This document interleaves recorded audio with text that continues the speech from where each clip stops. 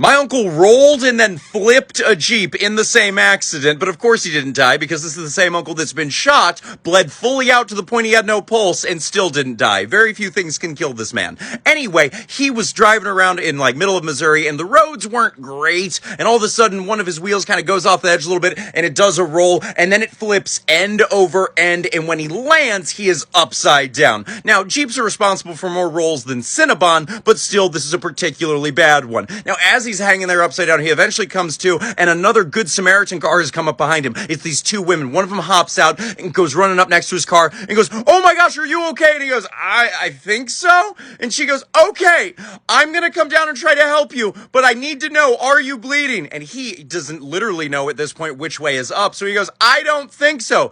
And he goes, "Why?" And she goes, "Because if I see blood, I'll pass out." And he goes, "Okay." And then she comes down, she looks underneath the car, he is bleeding, and wham, she passes out. She is on the concrete now next to him. Now her friend who was in the passenger seat comes out and goes, "Oh my God, did she see blood?" And he goes, "I guess so."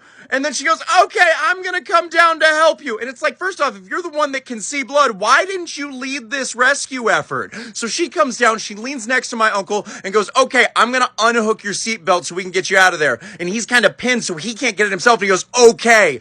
And then she goes, "Do you have a handle on the wall so that you can hold yourself up?" And he goes, "Yes." And then she unhooks the seatbelt and he did not have a handle on the walls. And so wham, he's now landing next to the lady who is already unconscious because of the blood. Eventually, the ambulance shows up, and they take him to the hospital. So it's a day later, and my mom goes to pick him up from the hospital. And my mom goes in, and the doctors pull her aside and goes, "Hey, just to let you know, when he got unhooked from the Jeep, he landed on his head, so he has a pretty bad concussion. If he gets dizzy, throws up, or falls asleep, bring him back here immediately." And she goes, "Okay, can do." Now she picks up her brother and starts walking him towards the door. And as soon as those double hospital doors open, he just goes, "Whoa." And she goes, "Did you get dizzy?" And he goes, "I'm fine. We're totally fine." And she goes, "We need to go back." And he goes, "We haven't left." And she goes, "Okay." And so she takes him to the car. Now, as they take a left out to get to the first stoplight to just pull out of the hospital, he goes, "Hey, would you mind stopping for a sec?" And he opens up the door and throws up violently. And she goes, "We have to go back." And he goes, "I'm fine."